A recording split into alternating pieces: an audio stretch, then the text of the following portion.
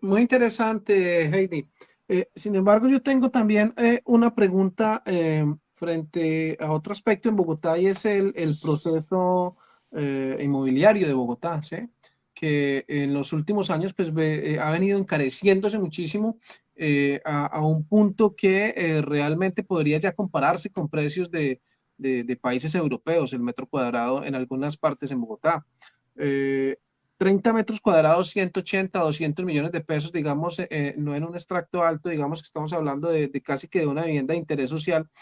a esos precios son prácticamente inalcanzables. Gran parte de ese potencial inmobiliario está siendo ofrecido también a colombianos que están al exterior para que puedan invertir y eso ha encarecido muchísimo el precio para poder comprar vivienda en Bogotá, para poder acceder a vivienda en Bogotá. Y si ya es caro para quienes estamos por fuera, pues yo no me imagino, precisamente pues para las personas que están en Bogotá y que tienen un empleo donde ganan un salario, dos salarios mínimos, pues es un sueño que se hace prácticamente imposible. Eh, yo esto lo califico casi que de estafa. Porque me parece que es prácticamente una estafa, que hay una mafia detrás de todo esto, que incluso los subsidios que entrega el gobierno para las familias para que puedan comprar este tipo de inmuebles se convierte en una plata que se va por la basura, porque una persona recibe un subsidio de 8, 10, 15 millones de pesos, pero luego le venden el apartamento en 250, 300 millones de pesos,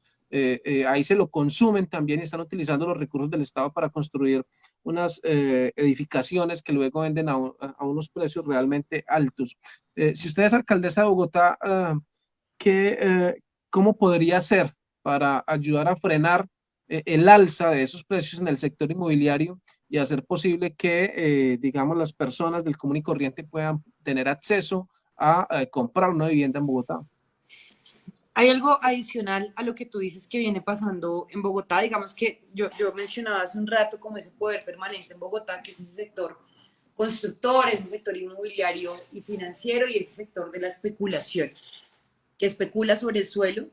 Peñalosa lo hizo muy bien, de hecho, lo del plan parcial del Bronx, que además nos mostraba pues como una gran intervención que se hizo de su administración de acabar con esa olla gigante donde pasaban crímenes aberrantes, como un logro, pero pues este plan parcial que está compuesto por 7 etapas, 4 etapas que son de vivienda, no hay una sola teja para vivienda de interés social o para vivienda de interés prioritario, ni una. O sea, ni una. Toda esa zona va a ser estrato 4, que es lo que viene pasando con aquellos apartamentos que hoy están ubicados en el centro de la ciudad, que están pues gentrificando, pero además muchos que son como estos denominados spots, donde les arriendan a extranjeros y estos pues digamos no les conviene tampoco arrendarles a colombianos o a residentes en la ciudad de Bogotá, pues porque es mucho más rentable para ellos arrendarles a extranjeros a través de la dinámica del Airbnb, que esto hay que entrarlo a regular, no solamente en el centro, sino también en la localidad, pues digamos centro-centro, sino también en la localidad de Chapinero, en nuestra ciudad. Y hacer un control, porque fíjate que hay viviendas de interés prioritario que se están construyendo en zonas favorecidas de Bogotá. Entiéndase el Chicó, entiéndase por el lado de la 127, donde el metro cuadrado puede costar perfectamente 9 millones de pesos. Y que adicional a eso, el plan de ordenamiento territorial tiene lo que se contempla, que si bien yo saludo que haya como tal una protección de la estructura ecológica principal, al menos como venía en el MEPOT, especial tema del endurecimiento, el tema de la zona reserva Thomas Van der Hamen, entre otras cosas que igual viene haciendo esta alcaldía, pues resulta que tenemos un déficit de alrededor de 600.000 viviendas de interés social y viviendas de interés prioritario, que lo que va a hacer es que se acceda a la informalidad, bien sea en las áreas protegidas o bien sea hacia la sabana de Bogotá, y que eso es lo que incluye hoy la región metropolitana, la construcción de proyectos inmobiliarios que sean de acceso para las y los bogotanos, pues que obviamente no tienen capacidad de endeudamiento, pues porque realmente la única forma que hay hoy para acceder a vivienda es a través del endeudamiento o que tú eres la vivienda de tus padres. O sea, no hay, digamos, pues digamos, para la clase trabajadora esa posibilidad de acceso a la vivienda. Y en ese sentido es el tema, o sea, digamos que desafortunadamente este pod, eso en parte yo se lo respaldaba como tal a Claudia de ponerle de ponerle un mínimo de construcción de vivienda de interés prioritario y obviamente pues todos los sectores defensores de las constructoras salieron a decir que no, que pues no podía limitarse y que eso era como a libre especulación de parte de las constructoras y eso no es así. La vivienda digna en Bogotá debe tener unos requisitos y debe tener unas cargas también, o sea, porque los constructores son descarados, de verdad que es una vaina grosera, es ladrón también, o sea, por ejemplo, en el caso de ahí al lado donde quedaba la fábrica de vinos El Rin, que eso era zona industrial, pues hace un proceso de volteo de tierras, eso entra a un plan parcial para hacer vivienda y resulta que tú compras ese lote en, digamos, 10 millones de pesos. Y lo que yo construyo en ese lote, una vez lo paso para construcción de vivienda, ya deja de costar 10 millones de pesos y entra a costar 50 millones de pesos. Cuando yo empiezo a construir, pues listo, tú pagaste ya los 10 millones de pesos y lo que viene allí es el pago por plusvalías, ¿no? Entonces el tema de aumentar el tema de los cobros por valorización, pues perdón, o sea, el tema de los cobros por valorización que desafortunadamente atañe al propietario, pero los constructores no hacen nada al respecto. Y esto está, no el valorización, sino el tema de los cobros de plusvalías, y es que ellos también tienen unas cargas, y unas cargas es el tema de adecuar espacio público, de adecuar espacios para parqueaderos, del tema de los servicios públicos, que si bien es responsabilidad del distrito, el constructor también tiene que asumir una carga importante allí. Y además que sobre estos edificios que se vienen construyendo en menos de nada, o sea, no son como uno es vecino, uno vive con el vecino porque el vecino estornuda, uno le toca decirle salud y lo escucha. Porque esas, ya digamos, dirían como los abuelos, abuelas de unas ya no es como antes, todo tiempo pasado fue mejor y las casas no las hacen igual que antes, ¿no? Entonces, entrar a regular el uso del suelo, entrar a regular el tema del mínimo de viviendas y sobre todo construir vivienda digna para aquellos ciudadanos y ciudadanas que las necesitan, no entregar esas viviendas en obra gris, sino entregar viviendas que realmente permitan el acceso a un derecho, que es el derecho a la vivienda y no un lujo. Heidi, hay un tema que, digamos, pasa un poco de soslayo en la discusión distrital y tiene que ver con el tema, uno, de las localidades de Bogotá, el otro, la discusión de las UPL en Bogotá, y el otro tiene que ver también con las funciones de las alcaldías locales en Bogotá. O sea que, digamos, si tú fueras alcaldesa, ¿cómo plantearías las alcaldías locales en Bogotá? ¿Les quitarías funciones? ¿Les asignarías más presupuestos? ¿Preponderarías la elección de alcaldes locales por vía voto popular? ¿Cómo te imaginas tú en esos 4 años el tema del manejo local? Bueno, yo soy partidaria del tema de elección popular de las alcaldías locales, sin embargo, eso no depende de mí como alcaldesa, sino eso depende de la norma superior. Pero yo sí entraría a respetar los concursos, ¿no? Los concursos que objetivamente se hacen, es decir, aquellas personas que tengan mayor calificación. Lamentablemente, este tema de las alcaldías locales está plagada de corrupción, pero además que las administraciones las alcaldías dejan como unos comodines, ¿no? O sea, como aquellos que nombran por encargo y nombran funcionarios de su bolsillo para asumir alcaldías locales, pero no a través del concurso. Entonces, yo fui ternado y llevo 1 año, 2 años y la alcaldía no toma decisión de quién debe ser la persona que asuma esa alcaldía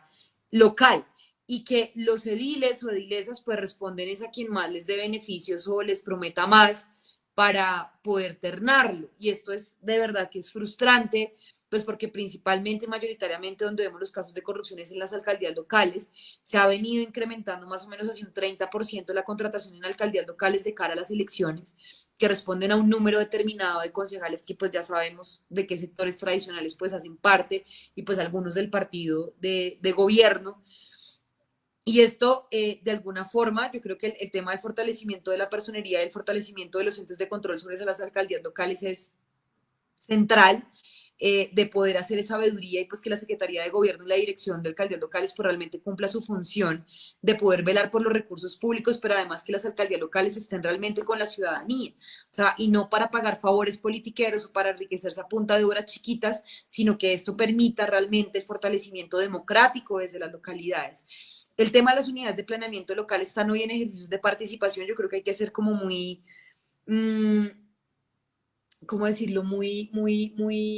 rigurosos y sensatos con el tema de la organización de esas unidades de planeamiento local. O sea, hay localidades que son muy grandes, tanto territorial como demográficamente, como el caso de la localidad de Kennedy o la localidad de Suba, la localidad de Engativá, donde pues tenemos que entrar a revisar esa distribución, pero no de la forma elitista, como por ejemplo está proyectado el tema de Kennedy, pero que eso tiene que pasar pues obviamente por el Consejo de la Ciudad, y eso como no implica pues que, a ver, el tema de la creación de burocracia al interior de las localidades. Yo sería totalmente partidaria que hubiese elecciones locales, pero lo que sí sería muy, digamos, muy seria y firme es en que se respeten los concursos, que haya independencia de parte de los ediles, edilesas, en que va, más allá de puestos, pues se puede hacer como una elección sensata sobre las candidaturas a esas alcaldías locales, que se respeten los puntajes y sean las mejores elecciones y las personas más idóneas quienes estén en cabeza de estas. Heidi, ya para terminar, nuestra directora Joana Ospina pregunta por el tema de la educación. ¿Cómo va a funcionar el tema de la educación en la alcaldía de Heidi Sánchez? Yo soy defensora de la educación pública y de excelencia. Tenemos la educación básica, la educación media, la educación básica y educación media, que hay que ampliar la jornada, o sea, el tema de jornadas únicas con condiciones verificables y que pues tenga garantía no solamente para estudiantes, para trabajadores, sino también para los docentes, que esta jornada única o estas jornadas complementarias no son como más matemáticas o más ciencias sociales o más ciencias naturales, no sé si todavía se llaman así esas materias, pero lo ideal es que son planes, digamos, programas complementarios de reforzamiento, pero también de arte, de cultura, de fortalecimiento de capacidades. Nosotros tenemos una educación basada en competencias, más no en capacidades. O sea, el estándar, por ejemplo, en materia educativa es que todas las personas tienen como tal las mismas habilidades para todos. Hay personas que tienen habilidad en el arte, yo por ejemplo cero, cero motricidad fina, cero capacidad en el arte, ¿sí? Otra gente pues obviamente sí tiene mucho esa capacidad y eso hay que incentivarlo pues desde la primera infancia. El tema de la atención y la atención dirigida hacia los planes alimentarios educativos, todo el tema de los PAES que realmente cumplan con una condición nutritiva para niños, niñas, jóvenes y adolescentes, un compromiso con la primera infancia, el tema del fortalecimiento de los jardines infantiles, de los comedores comunitarios, que los niños, niñas tengan la posibilidad de tener acceso en condiciones dignas, a tener habilidades motrices y también acceso a eso, lo que tú no haces en los primeros 5 años de vida de un ser humano, pues no lo haces nunca. Y digamos que adicional a eso, el tema de la educación superior, como lo planteé en la Bogotá que yo quiero, es una universidad distrital fortalecida, donde el distrito cumple la función que le corresponde al interior del Consejo Superior Universitario y es atacar la corrupción de frente. O sea, es lamentable que se roben los recursos de la educación, es lamentable que se roben esa plata que va dirigida para la educación de las y los jóvenes de la ciudad de Bogotá, en ampliar la infraestructura y construir la infraestructura faltante de la universidad distrital. Tenemos un déficit de alrededor del 93%. La idea es que esta plata que va en materia de educación superior pues vaya para la base presupuestal de las universidades públicas y que estos cupos se mantengan y vayan ampliándose en el tiempo y no respondan a los intereses de cada una de las alcaldías y pues a intereses politiqueros también. Un compromiso con la juventud bogotana, capitalina, en el tema del fortalecimiento de espacios y programas que vayan dirigidos hacia el arte, la cultura, la recreación, el deporte, la toma del espacio público, el rechazo a la criminalización, la estigmatización de la vida juvenil y esa idea de que la educación pública en Bogotá es posible, de que los colegios en concesión no son la alternativa, sino el fortalecimiento de la educación superior y la educación pública en Bogotá, que 10º y 11 realmente cumplan jornadas complementarias y esa media vocacional para que las y los jóvenes sepan exactamente qué hacer a la hora de salir de sus colegios y que ningún joven se quede sin ir a la universidad.